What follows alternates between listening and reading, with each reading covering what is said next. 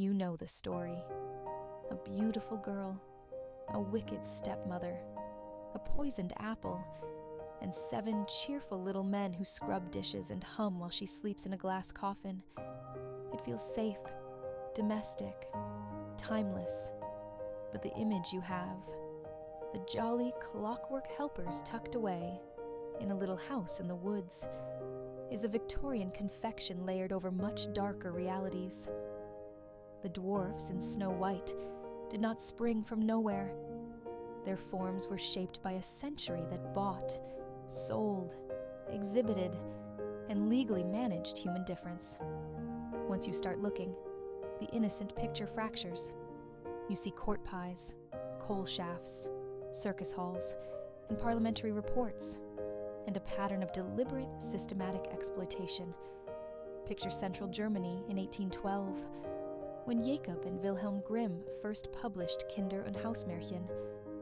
The Grimms wrote down folk tales collected from oral culture, then revised them across editions until a definitive 1857 version. That timeline matters.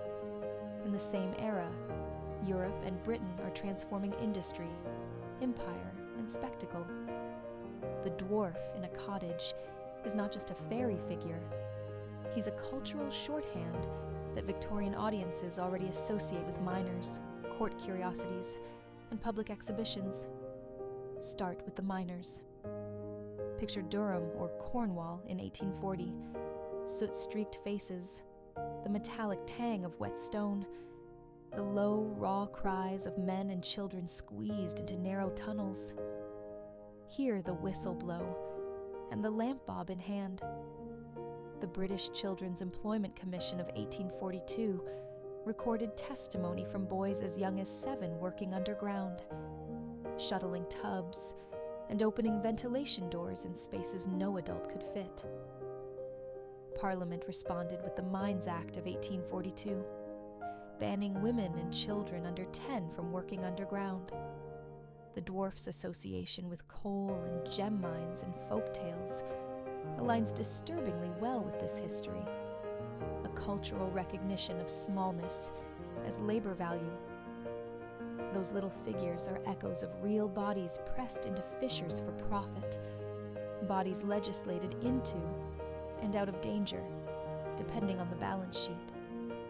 But it gets darker when you trace the transition from household oddities to public spectacle.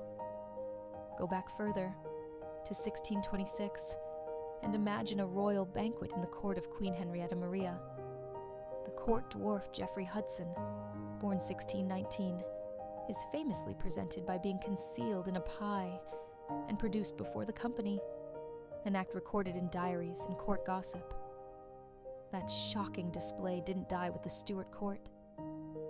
In Victorian parlors and palace antechambers, tiny people continued to be treated as ornaments. Papers from the 1840s describe pocket companions and court curiosities kept by wealthy patrons. Children see playmates, historians see property. Then follow the ledger to the museum and the fairground. Picture Barnum's American Museum on a humid night in 1850. The gaslights strobe across gilt. The sawdust underfoot crunches with each step. Cigar smoke and lemon oil mingling. The stage is small. The figure on it is smaller still. Charles Stratton, who becomes General Tom Thumb, is born in 1838, exhibited by P.T. Barnum from the early 1840s, and taken on a transatlantic tour in 1844, where London papers report his audience with Queen Victoria.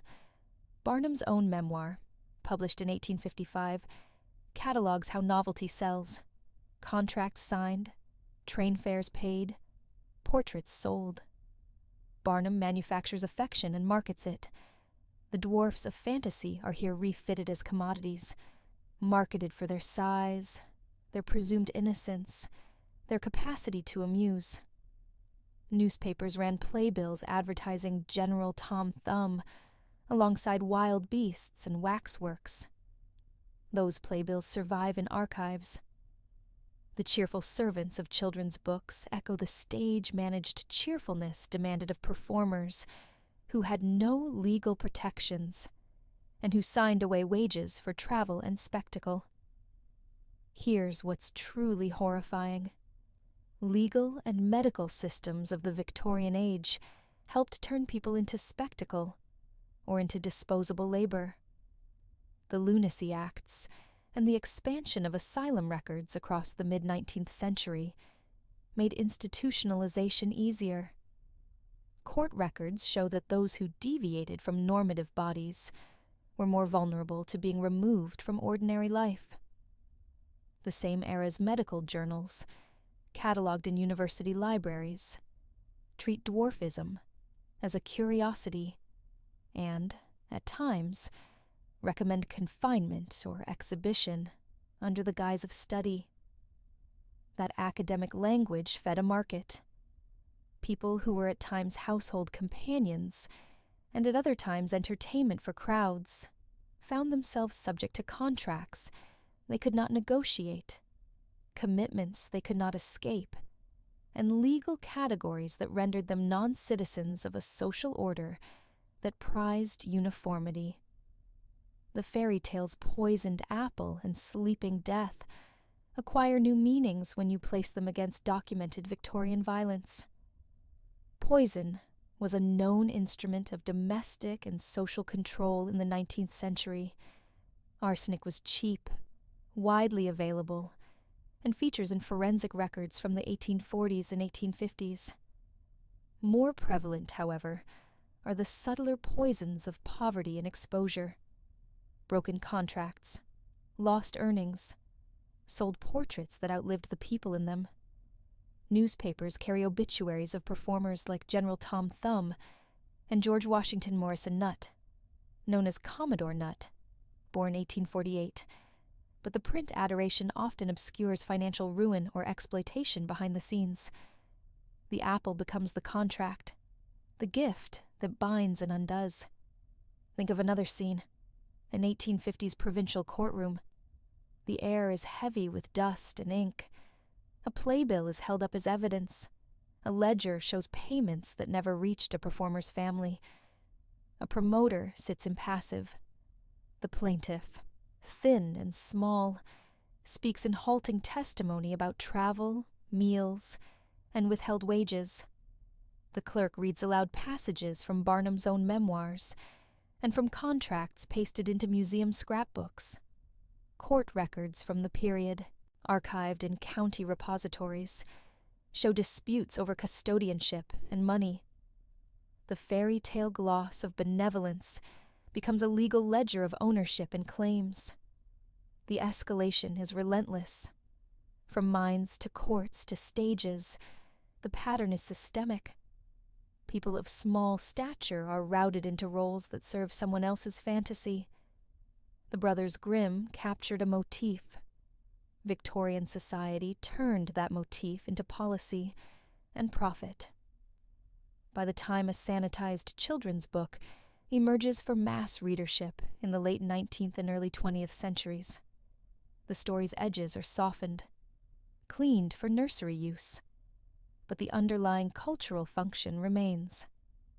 Snow White's dwarfs are not simply quaint helpers. They are condensed history, the story as a vessel that carries, through metaphor and image, practices of labor exploitation, spectacle, and dispossession. This is not a litany of isolated cruelties.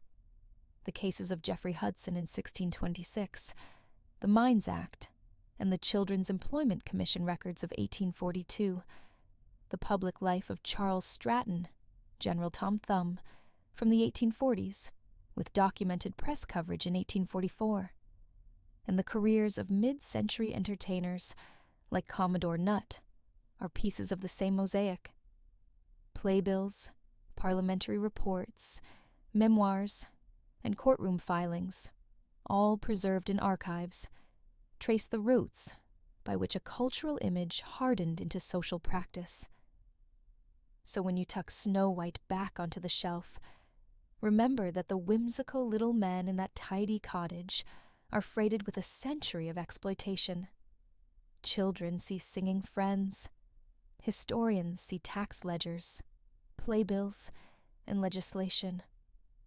Once you've read the documents, once you've pictured the coal dust and the gaslight and the pie at court, you cannot look at the glass coffin the same way.